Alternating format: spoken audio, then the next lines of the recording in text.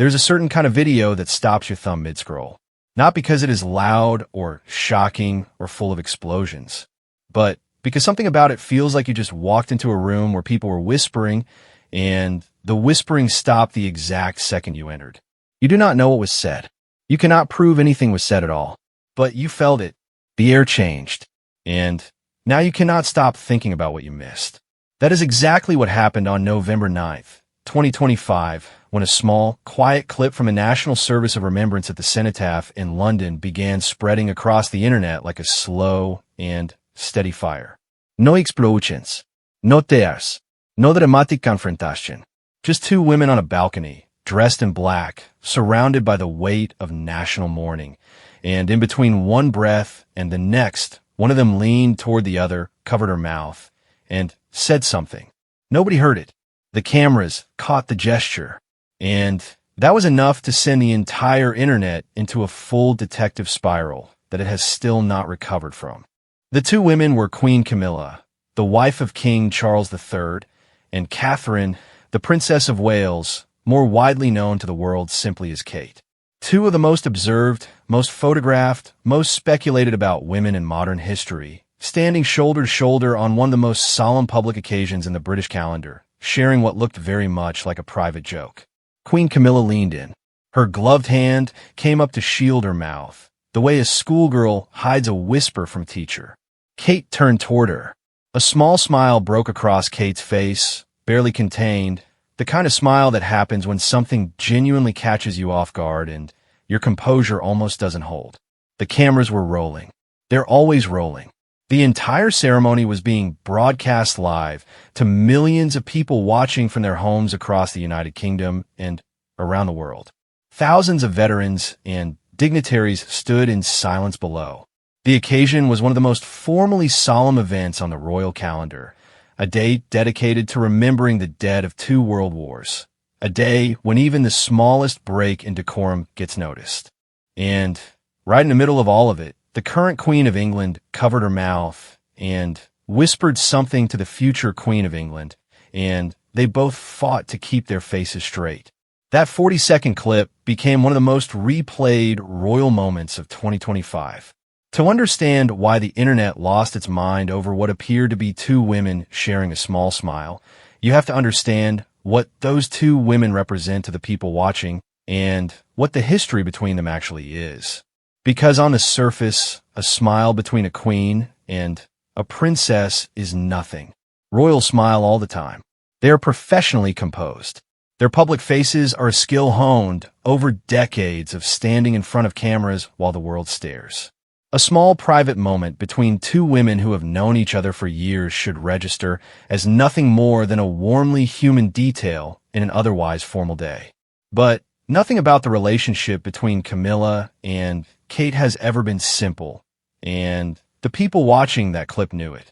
That history is what turned 40 seconds of lip covering into a cultural event. Camilla Parker Bowles came into the lives of the royal family not as a welcome addition, but as the central figure in one of the most painful and publicly documented marital collapses of the 20th century. Her relationship with Prince Charles, which stretched across decades and survived his marriage to Princess Diana, made her one of the most controversial women in Britain long before she ever wore a crown. When Diana died in 1997, the grief of a nation folded itself around the idea that Diana had been wronged, that she had been replaced, that the fairy tale had been stolen by a woman who should not have been there. Camilla carried that weight into every room she entered for years. Public approval ratings that would have humbled most people. A press that treated her as a villain. A British public that mourned Diana and looked at Camilla and saw the reason she was gone. By the time Charles and Camilla married in 2005, some of the sharpest edges of public hostility had softened, but they had not disappeared. They never fully disappeared. And then Kate Middleton arrived in the picture, a young woman from a relatively ordinary background who fell in love with Prince William, and in doing so walked straight into the most complicated family in the country. Kate was not, at first, embraced by everyone. There were people within royal circles, sources whispered to journalists, who questioned whether she was the right choice. Whether a girl from a middle-class family, however polished and composed she appeared, truly fit into the architecture of the British monarchy. Reports emerged later, after the relationship between Kate and Camilla had warmed considerably, that Camilla herself had initially harbored doubts, that she had not been entirely convinced at first that Kate was the right woman for William. Whether those reports were accurate, embellished, or simply invented by people who enjoyed a narrative of tension is impossible to know from the outside. But the narrative existed. People believed it, and it colored how audiences watched the two women interact from the very beginning. What actually happened over the years, quietly and without dramatic announcement, was something that surprised even close observers. The two women found common ground. They found it slowly, the way you find it with someone whose life overlaps with yours not by choice, but by circumstance, and you discover that sharing a fate builds a kind of intimacy faster than almost anything else. They were both outsiders who had married into the family. Both women who had given up significant portions of their private lives for public roles they had not been born to. Both subject to scrutiny of a kind that would flatten most people. There's a bond that forms in that shared experience, a quiet understanding that does not always need to be spoken aloud. By 2024, insiders were describing the relationship between Camilla and Kate in terms that would have seemed improbable a decade earlier. A source close to Camilla told a major publication that it was Kate, more than almost anyone else, who had helped warm William's complicated feelings toward his stepmother over the years. That Kate had never been dismissive of Camilla, had always treated her with genuine respect, had helped bridge what might otherwise have remained a more fractured bond. Another friend noted that the two women had more in common than people might assume. That Kate found in Camilla a kind of real-world relatability that was sometimes harder to find in other members of the family. A woman who had lived a full adult life before becoming royal, who had opinions and humor and edges that had not been smoothed away entirely by protocol. So by November of 2025, when they stood together on that balcony at the cenotaph, the warmth between them was not new. It was the product of years of careful, quiet building. What was new was that a camera caught a glimpse of it in a moment that was meant to be solemn, and, in catching it, handed the internet a gift it immediately could not stop unwrapping. The ceremony itself unfolded as it always does. Dignified, precise, measured in a specifically British way that communicates reverence without ever quite tipping into the theatrical. The 2-minute silence at 11 o'clock. The reflaying. The march past to veterans whose age now means each year's ceremony carries an unspoken awareness that the number of living witnesses to those wars grows smaller. Members of the royal family stood on the balcony of the Foreign, Commonwealth, and Development Office building overlooking Whitehall, as they do every year, watching and being watched in equal measure. King Charles was present. William was present. The arrangement of royal figures on that balcony is itself studied by those who follow the family closely, because proximity in the royal world is never entirely accidental. And somewhere in the middle of all that weight and ceremony, between one moment of quiet and the next, Camilla leaned toward Kate. The hand came up. The mouth was covered. Kate turned. The smile broke across Kate's face before she caught it. The cameras were still rolling. Someone was watching the live broadcast with a screen recording app open and quick reflexes. Within hours, the clip was circulating on X, on TikTok, on every platform where people gather to discuss the royals. By the end of the day, it had been viewed millions of times. By the following morning, it had generated thousands of posts, dozens of news articles, and an entire ecosystem of speculation about what exactly the Queen of England had whispered into the ear of the Princess of Wales at a national memorial service. The question that everyone was asking was the same question, and it had two possible answers that split the audience almost perfectly down the middle. Was this a blunder? A moment of inappropriate levity at the worst possible time? An accidental exposure of the kind of lapse in royal decorum that the institution works very hard to prevent? Or is it something else entirely? A signal, a message, a deliberate, tiny brilliantly executed moment of warmth between two women who had navigated years of tension and arrived somewhere that looked very much like genuine affection, offered up quietly to a watching world that had spent years waiting to see it. The internet, being the internet, was not satisfied with picking one and moving on. It wanted both. It wanted to examine the footage frame by frame.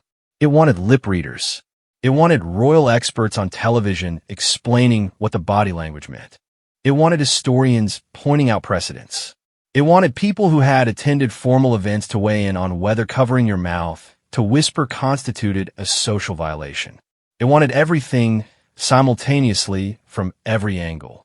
And for a moment that lasted less than a minute, the world got very loud about something very small, which says less about Queen Camilla and more about us. Because what people were really watching when they replayed that clip was not a blunder or a signal. They were watching two human beings exist inside an impossible institution, in front of a million cameras during a ceremony built to honor the dead, and they were watching those two human beings remain, despite everything, undeniably alive. The smile that Kate almost could not contain. The way Camilla's hand moved to shield the words before they escaped into the world's ears. These were not the gestures of queens. They were the gestures of women who knew each other well enough to share a secret, and, for one unguarded second, forgot to be invisible. That is what 40 seconds looked like, and that is why no one could stop watching it. What nobody had yet started asking, in those first hours of wild speculation, was the more interesting question. Not what Camilla said, but what meant that she said it then. On that day, on that balcony, in front of every camera in the country, and what it revealed about a relationship that the world had spent 20 years assuming was defined entirely by tension, competition, and the long shadow of a woman who was no longer there to speak for herself. That story was only just beginning. The internet moves in a specific pattern when it decides something is worth caring about. First comes the clip itself, raw and uncontextualized, passed from one hand to the next faster than anyone can track. Then come the reactions, people filming themselves watching the clip, their faces cycling through surprise and amusement, and the particular electric energy of watching something you did not expect to find. Then come the explainers, the historians, the body language experts, the lip readers who appear always in these moments like specialists called in after a minor incident has been upgraded to a full investigation. And finally, inevitably come the sides. Because the internet cannot hold a single ambiguous moment without sorting it into camps and arguing about it until the original footage feels almost beside the point. By the morning after the National Service of Remembrance, the sorting had begun. On one side sat the people who were not particularly troubled by what they had seen.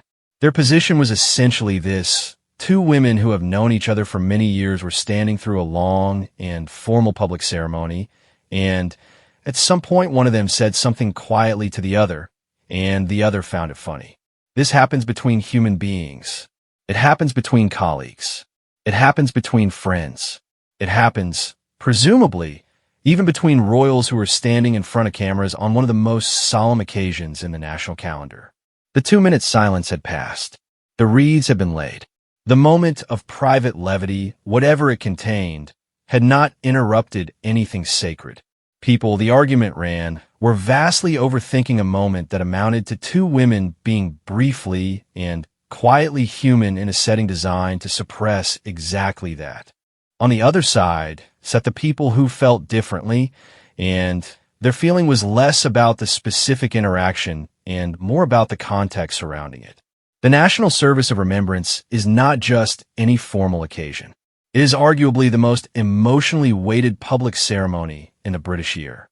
The men and women remembered at the cenotaph are not abstract historical figures. Many of them left behind families whose descendants still attend the ceremony, still stand in the crowd below, still watch the people on the balcony with a gravity that is not performed but felt. To those people, the balcony is not a backdrop. It is a position of responsibility. And a queen covering her mouth to whisper something that makes a princess suppress a smile felt. to some watching, like a small but visible crack in the wall of respect the occasion demands. Neither side was entirely wrong. That is the honest assessment. But neither side was particularly interested in the honest assessment because the honest assessment is boring and the internet is not in the business of boring. What was genuinely interesting, and what the more thoughtful coverage began to explore in the days following the clip circulation, was not the question of decorum at all.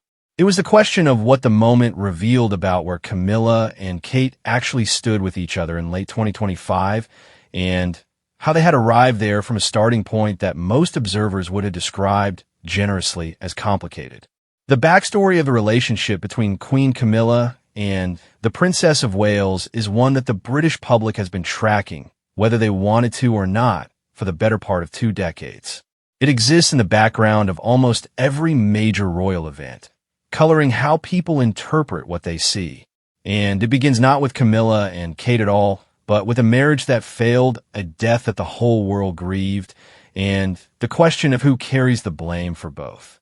Princess Diana died in a car crash in Paris in August of 1997. She was 36 years old. The outpouring of public grief that followed was unlike almost anything Britain had experienced in living memory. Flowers piled up outside Buckingham Palace to a depth that seemed physically impossible. 1 million people lined the streets for her funeral. And woven through all of that grief was an anger that needed somewhere to land. And it landed with a force that Camilla would spend the next decade navigating on the woman the public had decided was the reason the marriage fell apart. This is not a fully fair accounting of what actually happened. The marriage between Charles and Diana was broken from multiple directions and for reasons that neither party has ever fully explained to the public's satisfaction. But fairness was not the governing principle of public feeling in 1997, and the image of Camilla as the villain of Diana's story became one of the most stubbornly persistent narratives in modern British public life. It followed her through Charles's coronation as king in 2023, through her own investiture as queen consort, through every public appearance, carried like weather that would not quite clear. Kate Middleton entered this atmosphere in the mid-2000s, a young woman who had fallen for the Prince Diana had raised, and who is now navigating the same institution that had, in the telling of many people, consumed and eventually broken the woman William called his mother. Kate knew the territory. She had grown up watching the coverage, same as everyone else. She understood what the cameras were looking for and what the public expected. And she understood, whether anyone told her directly or not, that her relationship with Camilla would be watched as carefully as almost anything else about her.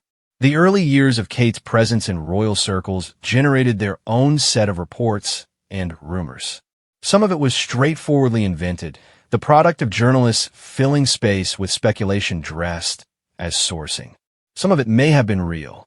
The claim that Camilla had expressed doubts about Kate's suitability based on her background appeared in multiple publications over the years, attributed always to unnamed sources close to the family, which is the royal press's standard unit of measurement for things nobody can confirm, but everyone wants to believe. Whether Camilla actually harbored those doubts, or whether she expressed them, or whether the whole narrative was constructed from a single passing comment inflated by repetition, is genuinely unclear. What is clearer, and what became more publicly evident as the years progressed, is that the two women developed something that looked, from the outside, like a working warmth. Not performance, not the careful blankness that royals default to when they want to give nothing away. Something more like actual ease. They were photographed together in ways that communicated comfort rather than distance.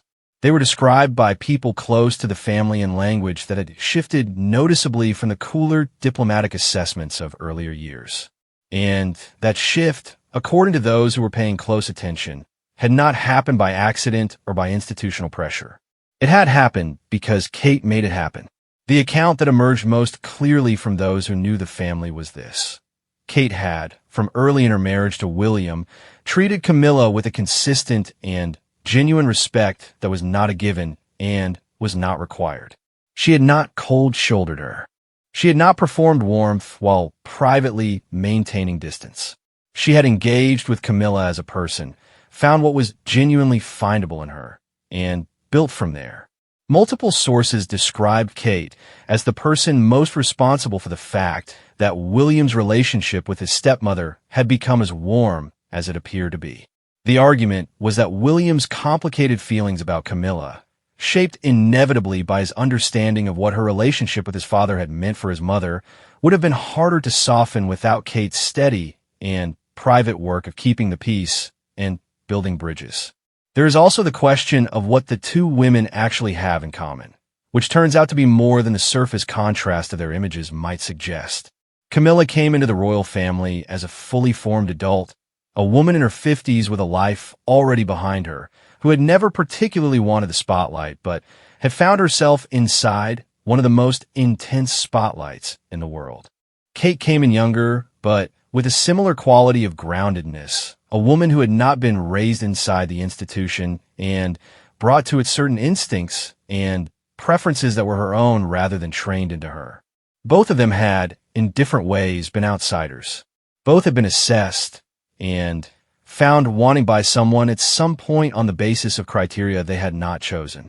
Both understood what it felt like to be defined by the person standing next to you rather than by who you actually were. That shared experience of being seen incompletely, of existing primarily in relation to the men they had married and the complicated institution those men belonged to, is not nothing. It is the kind of thing that can create a bond faster than shared interests or compatible personalities. It is the kind of thing that requires no explanation between the people who feel it, because the feeling itself is the explanation. By the time November 2025 arrived, this was the relationship that existed between Camilla and Kate. Not a performance of unity for public consumption. Not a fragile détente maintained through careful diplomatic management. Something more like genuine affection built slowly and quietly over years between two women who had started from a position of mutual uncertainty and arrived somewhere that felt, to the people closest to them, like actual friendship. Which is the context that the viral clip existed inside, even if most of the people watching it had not paused to think about any of this. The lip readers appeared within 24 hours, as they always do. In the age of social media, there's an entire genre of forensic audience participation that activates whenever a public figure is caught on camera appearing to say something that the microphones did not pick up. Royal events are particularly fertile ground for this, because royal figures are so professionally controlled in their public communication that any glimpse of an unguarded private exchange feels enormously significant, even when it almost certainly isn't. Several people who claimed expertise in lip reading reviewed the footage and offered interpretations. The suggestions range from the plausible to the openly inventive. None of them could be verified. The footage quality, the angle, the partial obstruction of Camilla's hand across her mouth, all made definitive interpretation impossible. Some suggestions focused on the ceremony itself. A quietly observed detail about one of the figures in the march past below, the kind of dry observational comment that two people who know each other well might exchange during a long public event. Others went further, suggesting the comment had been about something more specific or more personal. A theory that the commenter generally presented without any real evidence, but with a confidence that the internet tends to reward regardless of its foundation. What the lip readers could not tell anyone, and what none of the speculation could actually answer, was the more fundamental question of tone. Because the content of a whisper between two women who know each other well is almost inseparable from the quality of the relationship it lives inside. A comment that would be entirely unremarkable between close friends becomes a different thing entirely if the friendship is strained or performative. And the answer to that question was not in the footage. It was in the 20 years of history that preceded it. Royal expert Brittany Provence, speaking to a major outlet in the days after the clip circulated, put in terms that cut through most of the speculation more cleanly than any lip-reading analysis. She noted that for people who occupy positions like Camilla's and Kate's, the cameras are a permanent and inescapable presence during major events. That does not mean the people in front of those cameras are not human. Moments of levity, she said, happen during even the most solemn occasions because that is what human beings do. They find each other in the middle of serious things. They share small private exchanges that belong only to them. The covering of the mouth, the contained smile, the quick return to composure. These are not signs of disrespect. They are signs of a relationship that exists beyond the frame. She also noted something that got less attention but deserved more. This was not the first time Camilla and Kate had shared a visible moment of warmth during the Remembrance Sunday ceremony. Back in 2011, more than a decade earlier, the two women and others had shared a small laugh on the balcony that generated its own minor round of commentary at the time. The precedent was there. The pattern existed. What had changed was not the nature of the relationship, but the size of the audience watching it, and the speed with which a clip could travel from a single camera operator's footage to every phone on the planet within a matter of hours. The 2025 clip hit differently because the world that received it was different. Social media had created an entirely new ecosystem for royal observation, one in which the casual consumer who might once have glanced at a photograph in a newspaper now had access to frame-by-frame analysis, immediate commentary from thousands of strangers, and a feedback loop that rewarded the most dramatic possible interpretation of any given moment. The clip was the same kind of clip that had always existed in royal coverage. The machinery around it was new, and that machinery had a specific effect on what the clip meant. Because once the internet gets hold of something like this, the thing itself becomes almost secondary to the conversation it generates. The clip had become, within 48 hours of its circulation, not really about Camilla and Kate at all. It had become a canvas on which people were painting their existing feelings about the royal family, about the memory of Diana, about whether Camilla had ever deserved the crown she now wore, about whether Kate was as poised and warm as she appeared, or whether the ease she showed in that moment was itself a kind of performance. None of those questions were actually answered by 40 seconds of footage from a balcony in Whitehall, but they were all being asked because of it. And the asking, as it turned out, was only the beginning of what that small moment would reveal. Every generation rewrites the royal family's story in the language it understands best. The generation that grew up reading tabloids got the story through headlines and paparazzi photographs. The generation that grew up with 24-hour news got rolling coverage and analyst panels. The generation that grew up online gets clips. 40-second clips, replayed 10,000 times, filtered through the interpretive machinery of a million simultaneous strangers who each bring their own version of the backstory, their own emotional investment, their own conclusion already half drawn before the footage even loads. The clip of Camilla and Kate on the balcony at the 2025 National Service of Remembrance became, in that context, something bigger than the moment that created it. Not because of anything that was said or done in those 40 seconds, but because of everything that the watching world carried into the room before the clip ever began. To understand that fully, you have to spend a moment with the Diana question. Not the Diana facts, which are settled enough. Not the Diana mythology, which is a separate and endlessly renewable resource. The Diana question as it relates specifically to the way people look at Camilla and, by extension, at any warmth that exists between Camilla and the woman married to Diana's son. Diana died in 1997. The grief was real. The anger directed at Camilla in the years that followed was real. But grief and anger at that scale have a tendency to calcify over time into something that functions more like ideology than emotion. They become positions inherited and defended rather than newly felt. Younger people who were not alive or barely conscious when Diana died have nonetheless grown up inside a cultural framework that presents the story of Charles and Diana and Camilla as a morality tale with fixed roles and no revisionism permitted. Diana is the princess who was wronged. Charles is the man who wronged her. Camilla is the woman who enabled the wronging. These roles were assigned a long time ago, and they have proven remarkably resistant to complication.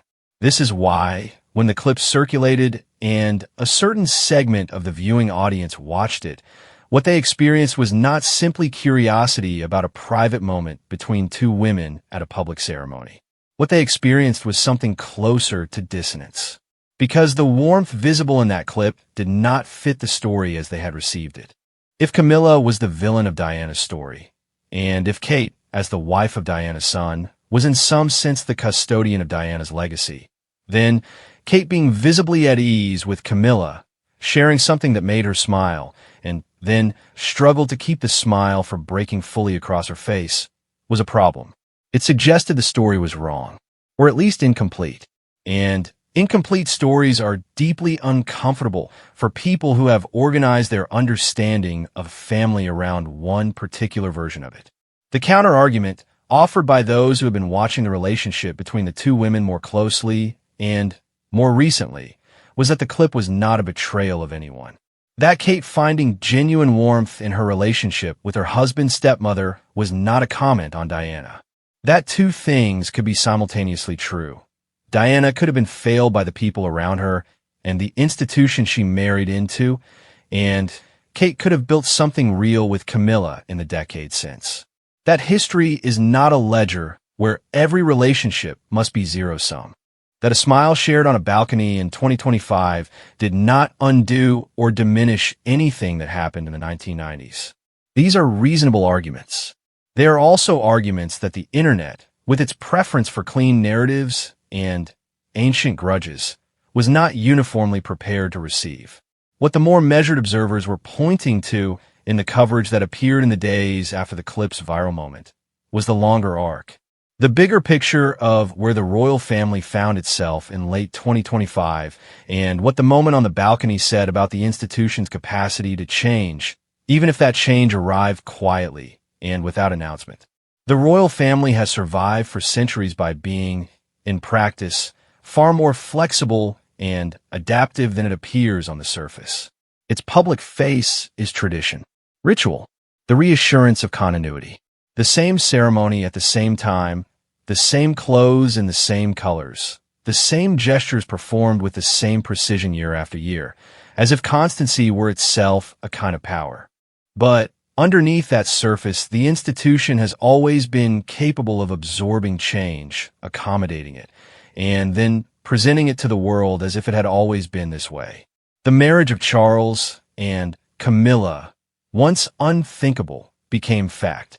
Camilla, once the most unpopular woman in Britain, became queen, and the sky did not fall.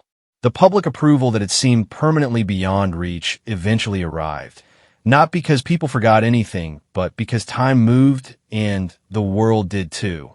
The relationship between Camilla and Kate is another version of that process. Not managed change or institutional messaging. Personal, human change of the kind that happens between people who choose, whether by necessity or genuine inclination, to find what is worth finding in each other rather than dwelling in what divides them. Kate, by all available accounts, made that choice early and consistently. Camilla responded to it. Something real grew between them. And what the balcony clip captured to anyone watching it without the weight of other agendas was the end product of that process. Two women who might very easily have remained distant, formal, and carefully positioned in relation to each other, who had instead arrived at a place where one of them could whisper something ridiculous or observational or simply human into the other's ear during a national ceremony and trust that it would be received the way it was meant. Without complexity, without calculation, without the 20-year history pressing down on every exchange the way it once might have. That trust is not nothing. In the context of this family and everything that surrounds it, it is actually quite remarkable. The royal expert commentary that circulated in the aftermath of the clip was mostly measured in its conclusions. Province and others with genuine knowledge of the family's dynamics consistently pushed back against the more dramatic interpretations. The idea that the moment was scandalous or disrespectful, or that it revealed some buried truth about either woman's character. Their argument, stated in various ways by various people, was essentially the same. The cameras are always on during these events. Everyone knows this. A moment of brief and quiet humanity within the margins of a long ceremony is not a failure of respect. It is evidence that the people being observed are still people, that the machinery of protocol has not entirely consumed them. They also pointed to the specific quality of the moment as something worth noticing. It was not loud. It was not performative. Camilla did not turn to the cameras. She did not make a show of warmth for the benefit of anyone watching. She turned to the woman standing beside her, the woman she has known for the better part of 2 decades, and said something quiet enough that no microphone caught it and no camera could read it clearly. That is not a public gesture. That is a private one caught by accident in a public setting. The difference matters, because the moments people perform for cameras have a quality that trained eyes recognize, and this was not that. This was a small, genuine thing that slipped out before the composure closed back over it. Kate's response was the other half of the story. The smile that broke before she could contain it. The speed with which she recovered and pulled her expression back to the composed attention that the occasion required. That recovery is worth noting too, because it tells you something. A person who is truly relaxed and comfortable lets the smile stay. A person who is still performing, even for a person they know well, would not have let it come at all. What Kate showed in those seconds was the particular face of someone caught genuinely off guard in a setting where being caught off guard is not supposed to happen, and reacting with the slightly flustered warmth of someone who is both amused and aware that they are not entirely supposed to be. That is what real human interaction looks like. It is not smooth. It does not look like a press release. It looks like 2 women who know each other well, one of whom said something she shouldn't have in exactly the right moment, and the other of whom couldn't quite hold the line. The coverage of the clip eventually, as all coverage does, began to thin out. The more explosive takes were replaced by calmer analyses. The lip readers disappeared back into the internet's general population. The royal commentators filed their pieces and moved to the next story.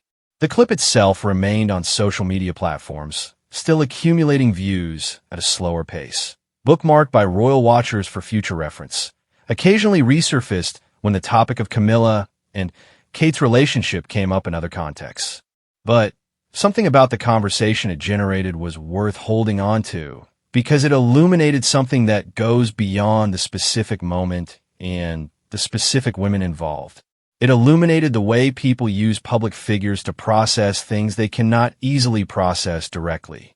The grief for Diana is not just grief for a woman most of the people feeling it never met. It is grief for a story about love and betrayal and the way institutions grind individuals down. And it is grief that has been sustained and fed by decades of coverage that found more profit in the pain than in any resolution. The anger at Camilla is not just personal. It is a position, a stance in a cultural debate about what women are permitted and what men are forgiven, and who gets to rewrite their own story versus who gets locked into a single role forever. Kate exists inside all of that not as a passive figure, but as someone who made choices. She chose to build something with Camilla rather than to maintain a principled distance. She chose warmth over loyalty to a narrative she never personally authored. Whether that was the right choice depends entirely on what you think the choice was between. If you believe that supporting Diana's memory requires maintaining coldness toward the woman most associated with Diana's pain, then Kate's warmth is a kind of betrayal.